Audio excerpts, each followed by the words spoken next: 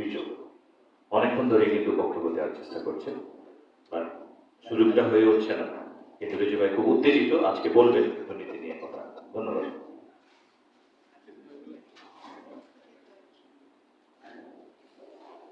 জনাব সভাপতি, সম্মানিত উপস্থিতি, সব সম্ভবের বাংলাদেশে এখন বোধহয় বক্তৃতা দেওয়া সম্ভব না। মানুষ আসলে এতক্ষণ ধরে বক্তৃতা শুনতে পারে না, এটা কঠিন সময়। এবং যে সাবজেক্ট দুর্নীতি, আমরা ইতিমধ্যে ঘোষণা করেছি যে শত্রু, আমি বলি বাংলাদেশের মহাশত্রু হলো দুর্নীতি।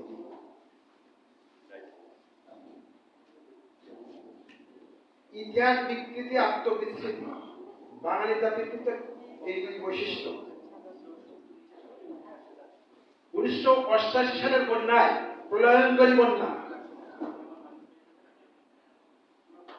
তখন আমরা খয়রাতের দেশ ছিলাম। আমাদের বাজেট করা হতো খয়রাতি বাজেট। বিভিন্ন সাহায্য সংস্থা আসতো, সাহায্য ঘোষণা করত, বিভিন্ন দেশের মন্ত্রীরা আসতো, সাহায্য ঘোষণা করত। ইংল্যান্ড পার্লামেন্টের 3 জন এমপি আসছেন বাংলাদেশে 88 সালে।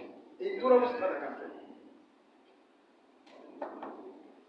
সবাই কিছু না কিছু ঘোষণা করে যাচ্ছে, কিন্তু এই 3 এমপি কোনো প্রতিশ্রুতি না দিয়ে, কোনো অনুদান ঘোষণা না করে ওনারা বিমানবন্দরে পৌঁছে গেছে। সরকার সাংবাদিকদের বললো শিগগির ধরো, কিছু না বলে চলে যাচ্ছে। বিমানবন্দরে সাংবাদিকরা ঘিরে ধরেছে যে আপনারা যে প্রলয়ঙ্করী বন্যা দেখতে আসলেন, আপনারা আসলে কি দেখলেন? তখন একজন ব্রিটিশ এমপি ইংরেজিতে বলছেন, আমি তো খোদা তারা বিশ্বাস করি, কিন্তু এই দেশে এসে দেখলাম খোদা তালা আছে, গড আছে, নইলে এই দেশটা চলে কি করে? 88 সালের কথা। অব্যবস্থা এবং দুর্ব্যবস্থা চিত্র বহু কায়দায় আমাদের দেশে কিন্তু আমরা দেখেছি। আমি একটা উদাহরণ দিই, ছোট্ট একজন। আপনার তো অনেক ধরনের দুর্নীতির কথা বলবেন। ধরুন একজন কৃষক একটা তরমুজ, 7 থেকে 8 কেজি ওজনের একটা তরমুজ বিক্রি করে 1.5 থেকে 300 টাকা। সেই তরমুজ ঢাকায় এসে হয় 300 টাকা কেজি। যদি 8 কেজি ওজন হয়, ওই কেজি বিক্রি হয় 3/24। এই প্রথমে যিনি বিক্রি করেন এবং সবার শেষে যে বিক্রি করেন, এনাদের লাভ হয় কি না হয় বলতে পারবো না, কিন্তু মধ্যসত্ত্ব বলতে বাংলাদেশের অর্থনীতির বড় একটা সমস্যা হচ্ছে যে বাংলাদেশ জন্মলগ্নে একটা মধ্যসত্ত্বভোগী অর্থনৈতিক ব্যবস্থা গড়ে উঠেছে। আর একটা জন্মগত সমস্যা আমাদের আছে। গত 300 বছরের মধ্যে বাংলাদেশে কোন সমাজবিজ্ঞানীর জন্ম হয়নি,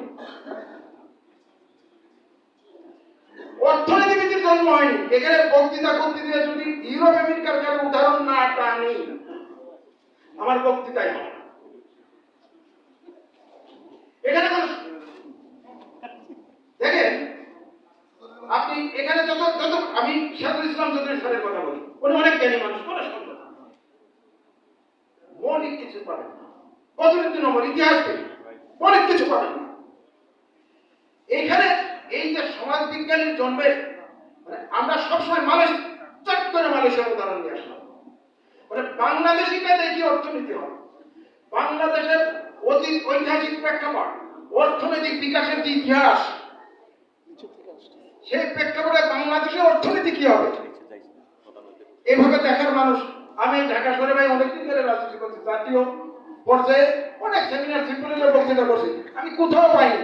শুধু ওই চলে যায় ইউরোপে, চলে যায় মালয়েশিয়ায়, বাংলাদেশের ভিতরে কেউ থাকতে চায় না। যে কারণে আসলে আমাদের সমস্যার সমাধানটা হচ্ছে না। আরেকটা ব্যাপার হচ্ছে, যেমন ধরেন একটা ইরানি সিনেমা দেখছিলাম, ইরানি সিনেমা, হঠাৎ করে প্রশাসন গাঁজা মদের উপরে হামলে করলো, কোথাও কোনো গাঁজা আমার বিক্রি করতে দিচ্ছে না, ভেঙে দিচ্ছে।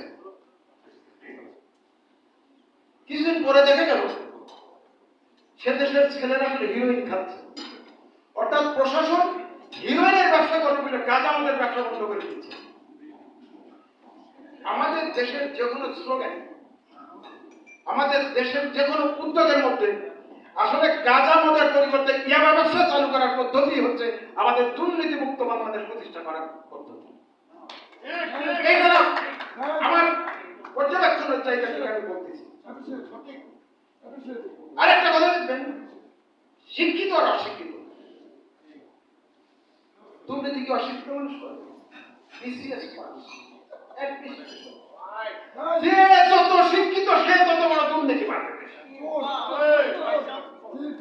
তার মানেটা কি?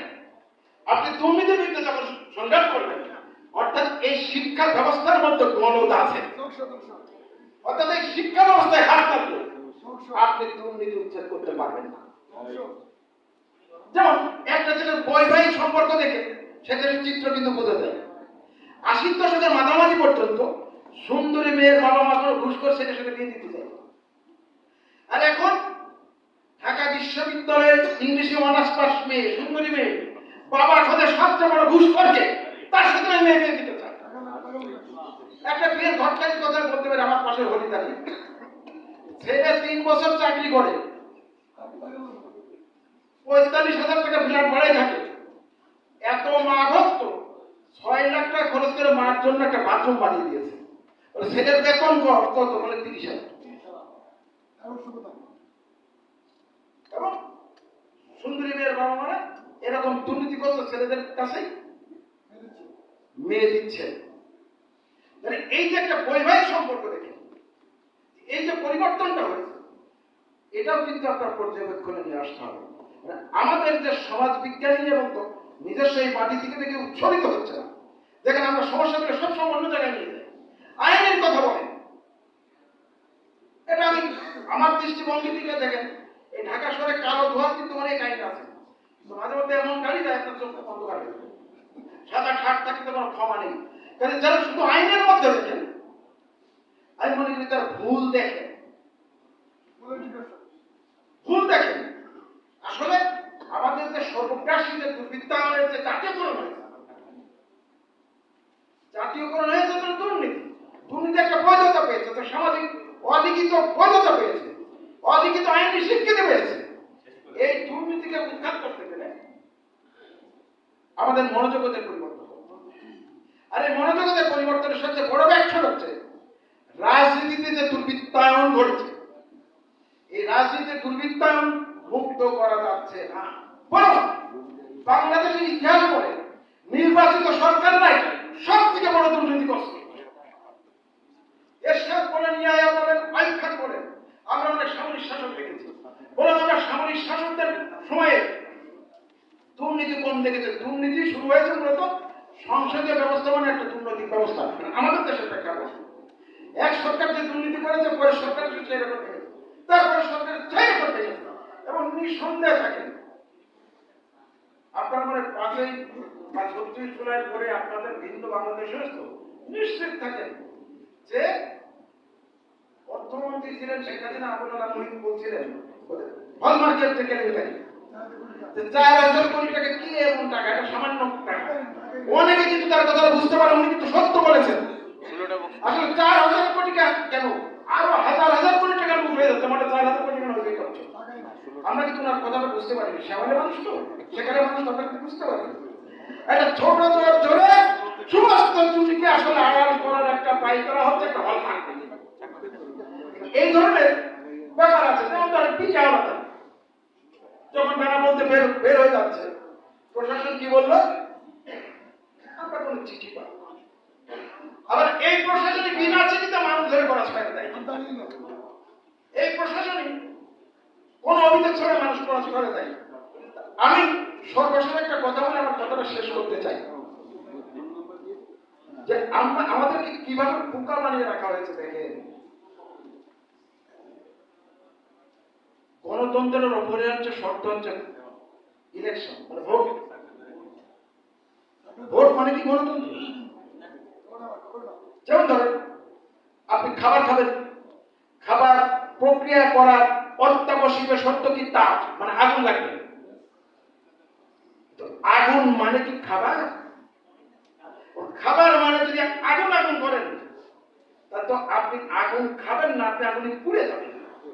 তেমন গণতন্ত্রের যে অন্যান্য যে শর্ত, সেই শর্তের কোনো কথা রাজনীতিবিদরা বলে না, শুধু বলে ভোট ভোট, মানে আগুন আগুন খাবো আগুন খাবো। ফলে ভোটের নামে দেশের মানুষ শুধু পুড়েই যাচ্ছে। বলে আমাদের যে গণতান্ত্রিক চেতনা, সেই জায়গাগুলো তো আমাদের অন্ধকারে রাখা হয়েছে, আমাদের রাজনীতিকরা রাখছে, আমাদের বুদ্ধিজীবীরা রাখছে, সেই জায়গা থেকেও আমাদের আসলে বেরোতে হবে। তো সর্বশেষ দুর্নীতির বিরুদ্ধে আজকে যে আমরা ছোট করে হলো যে আমরা নাগরিক সমাজকে আমরা এক জায়গায় করেছি। মোস্তাফিজুর রহমান সাগরের মধ্যে বিশ্ব শিল্পপতি সাইফুল সেখানে একের বলে নাকি এখনো আছেন, ওনার মধ্যে একটা শিল্পপতি এখানে এসেছেন, উনি দেশে ওনার অনেক ডিপ্লোমা আছে, দেশে বিদেশে নিয়ে আমরা একজন বিচারপতিকে পেয়েছি, সাথে সাংবাদিক বিভিন্ন শ্রেণীর ছাত্রদের প্রতিনিধি পেয়েছি। আমরা যে যাত্রাটা এখান থেকে শুরু করলাম আজকে, এই যাত্রাটা আগামী দিন যাতে শক্তিশালী হয়, এখানে যে সীমিত উপস্থিতি আছেন সবাইকে সে ব্যাপারে অংশগ্রহণ পরামর্শ দেওয়ার আহ্বান করছি। এবং আমরা অবশ্যই চেষ্টা করবো এবং প্রতিজ্ঞা করেছি ইতিমধ্যে যে প্রতিজ্ঞা অঙ্গীকার, যা আমরা দুর্নীতির বিরুদ্ধে রাখবো। বাংলাদেশে একটা আন্দোলন হতে হবে, সেটা দুর্নীতির বিরুদ্ধে আন্দোলন। সেই আন্দোলন